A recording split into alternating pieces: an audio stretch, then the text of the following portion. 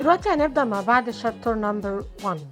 chapter number 1 عنوانه my early years. my early years. my early years معنى سنواتي الأولى أو بداية عمري. the first place that I can remember. احنا اتفقنا قبل كده ان اي pronoun I هيبقى مين اللي بيتكلم؟ برافو عليكم، هيبقى يتكلم black beauty لان هو الناراتور. The first place that I can remember is a large field with a little wood in the top where I lived with my mother and some other horses. A small river ran along the bottom of the field. If I stood at the gate to the field, I could see my owner's house next to a road. The owner, Farmer Gray, was a good man. He gave us healthy food, and he spoke to us as kindly as he spoke to his children. يبقى دي أول فقرة معانا في الشابتر. هقولها كمان مرة وهنشوف إيه معناها. The first place that I can remember is a large field with a little wood in the top where I lived with my mother and some other horses. يبقى أول مكان هو فاكره هو large field، حقل واسع جدا في little wood، والليتل wood اللي هي عبارة عن غابة صغيرة in the top موجودة في الأعلى where I lived with my mother and some other horses. يبقى عايش مع مين بقى في الفيلد ده؟ with his mother مامته and other horses. A small river ran along the bottom of this field. يبقى في small river نهر صغير كده بيجري بطول أسفل الحقل. If I stood at the gate لما أنا أقف بقى عند الجيت، والجيت اللي هي البوابة to the field, I could see my owner's house next to a road. يبقى بقى بشوف البيت بتاع المالك بتاعي أو صاحبي فارمر جراي، والبيت ده بجوار الطريق. The owner Farmer Gray was a good man. يبقى Farmer Gray ده هو رجل طيب. He gave us healthy food and he spoke to us as kindly as he spoke to his children. يبقى هو راجل طيب بيدينا طعام صحي وبيتكلم معانا زي ما بيكون بيتكلم مع أصحابه أو أطفاله. There were other young horses in the field with me. يبقى كان في الحقل كمان other young horses، في حصينة تانية صغيرين. But I was the youngest. لكن كنت أنا أصغر. I used to run with them. used to فاكرين used to من السنة اللي فاتت؟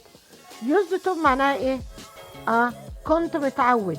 I used to run with them.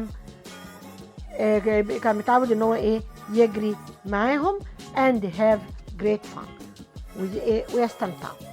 We used to have races, and when the biggest horses got too excited, they kicked and pit the horses next to them. We used to have races يعني كنا متعودين إن إحنا نتسابق مع بعض. And when the biggest horses got too excited، لما بيبقى بقى البيجست هورسز دول اللي هم الحصانة الكبار بينفعلوا بقى ويتبسطوا قوي، يبتدوا يفرسوا ويقعدوا في الحصانة اللي جنبهم. One day when my mother saw what was happening, she called me to her. يبقى أول ما شافت اللي بيحصل she called me to her. يبقى في يوم من الأيام كده أول ما مامته شافته بيتنطط بقى وبيقعد وبيرفس مع بقية الحصانة، قالت له تعالى لي come here، تعالى أنا عايزاك. Listen to me. The horses in this field are all good horses, but they are not like us. I don't think you have ever seen me bite or kick anyone. I hope that you will grow up to be gentle and good. Never bite or kick, even when you are just playing a game. يبقى دي بقى الرسالة القوية بقى اللي قالتها مامته لبلاك بيوتي. قالت له listen to me. اسمعني كويس. The horses in this field. كل الحصانة اللي هنا are all good horses. كلهم حصانة ايه؟ جيدة. But they are not like us. لكن هما مش شبهنا. I don't think you have ever seen me bite or kick. أعتقد كده أنت عمرك ما شفتني بعض ولا برفص anyone. I hope that you will grow up to be gentle and good. أتمنى إن أنت تكبر وتبقى إيه؟ شخص لطيف وكويس. Never bite or kick. Even when you are just playing a game. اوعى في يوم من الأيام تعض أو ترفص حتى لو كنت بتلعب إيه؟ لعبة. طيب تفتكروا ليه مامته نصحته بالنصيحة دي؟ ليه هي نصحته إن يبقى good and gentle؟ وليه نصحته إن هو not to kick or bite anyone؟ إن هو ما يرفصش أو يعض أي حد. هسيبكم تفكروا في السؤال ده لغاية الحصة الجاية. I have never forgotten my mother's advice. عمري في حياتي ما نسيت نصيحة أمي. ده كده part 1 في chapter 1. هنشوف مع بعض النيو vocabulary اللي موجودة في الجزء اللي احنا خدناه. عندي كلمة wood.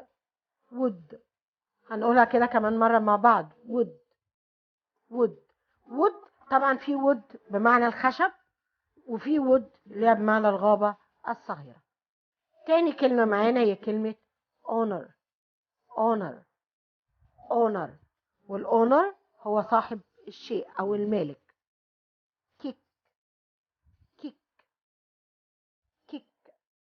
كيك يعني يشوط.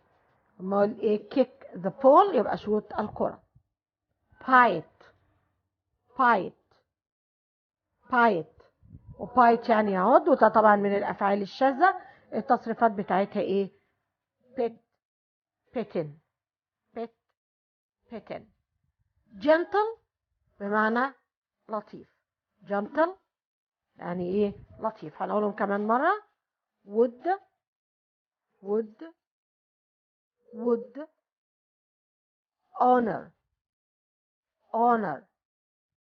honor kick bite pet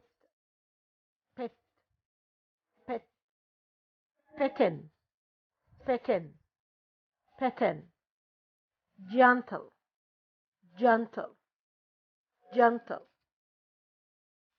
Now let's practice some questions.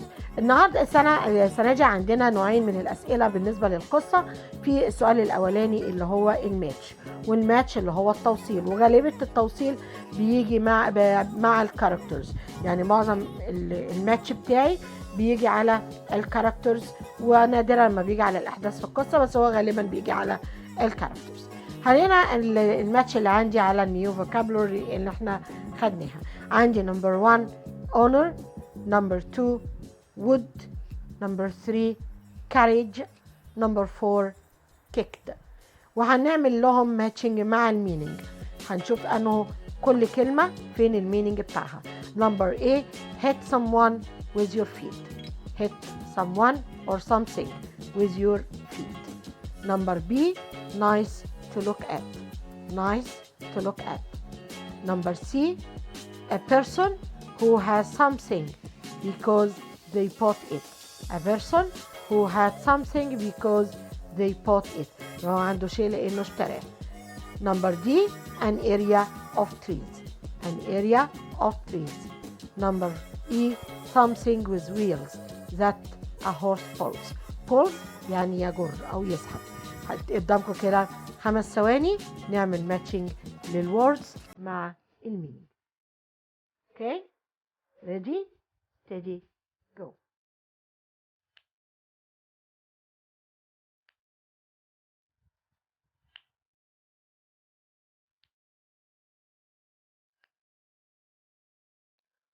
Okay, number 1 honor.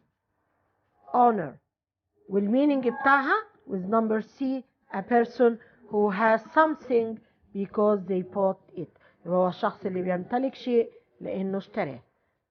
number 2 with number D. owner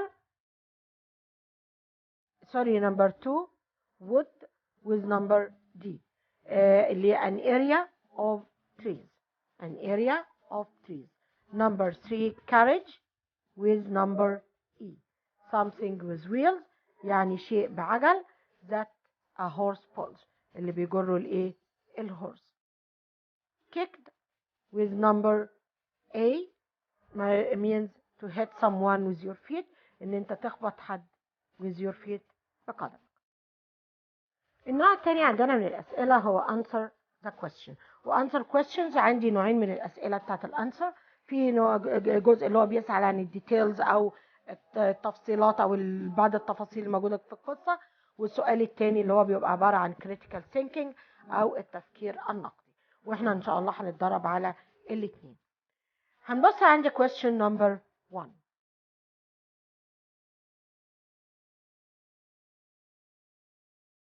question number 1. Who was Farmer Gray? who was Farmer Gray?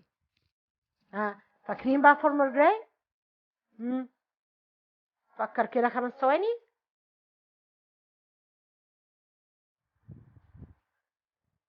Okay, let's see the answer. Farmer Gray, he was Black Beauty's first owner. He was Black Beauty's first owner. يبقى هو كان أول مالك لبلاك بيوتي. Number 2. Who was Black Beauty? مين هو Black Beauty؟ طب لما يجي يسألني بقى مين هو Black Beauty، ممكن أقول له كل اللي أنا أعرفه. ممكن أقول إن هو narrator of the story. ممكن أقول he is a tall and strong horse with one white foot and a white star on his head. ممكن أقول it was a gentle and kind or good horse. يعني أنا ممكن أجاوب أكتر من إيه. فأقول he was a gentle horse. He was tall and strong with one white foot and a white star on his head. Now we will see some of the critical thinking question اللي هي أسئلة التفكير النقدي. question اللي عندي بيقول لي why do you think that horses were so important in the 19th century when Black Beauty was written? Why do you think؟ يعني why do you think؟ يعني ليه في اعتقادك that horses إن الهورسز were so important كانت مهمة جدا in the 19th century when Black Beauty was written لما اتكتبت قصة Black Beauty. نفكر كده ثواني مع بعض نشوف كده جت منين أهمية Black Beauty أو أهمية الهورسز أو الوركينج أنيمالز في الفترة دي. نفكر كده ايه كانت أهمية الهورسز؟ كانت بتعمل لهم ايه؟ ايه هي وظيفتها؟ ايه كانت بتساعد الناس ازاي؟ وليه ما كانش في حاجة تانية تساعدهم اللي هي نفكر كده مع بعض. وصلنا للإجابة؟ أنا عارفة إن كلكم شاطرين وهتوصلوا للإجابة بسرعة. طب نبص كده على الإجابة مع بعض. يقول because there were no cars or buses in that time. ما كانش فيه ولا عربيات ولا أتوبيسات in that time. And the horses were the only way to travel around. الهورسز كانت هي الوسيلة الوحيدة to travel around. معلش كلمة buses اتكتبت غلط من الكمبيوتر، طب احنا ممكن بس نصححها أو ناخد بالنا منها. يبقى because there were no cars or buses in that time. لا كان في عربيات ولا أتوبيسات. And the horses were the only way to travel around. بكده نكون وصلنا لنهاية درسنا النهاردة. ومننساش نتفرج على الفيديوهات المقترحة اللي هتظهر قدامنا على الشاشة. مننساش نعمل لايك وشير وسبسكرايب للقناة ونفعل الجرس عشان يوصل لنا تنبيهات بكل الدروس الجديدة. أتمنى يا رب تكون الدرس عجبكم. Until we meet again, goodbye and good luck.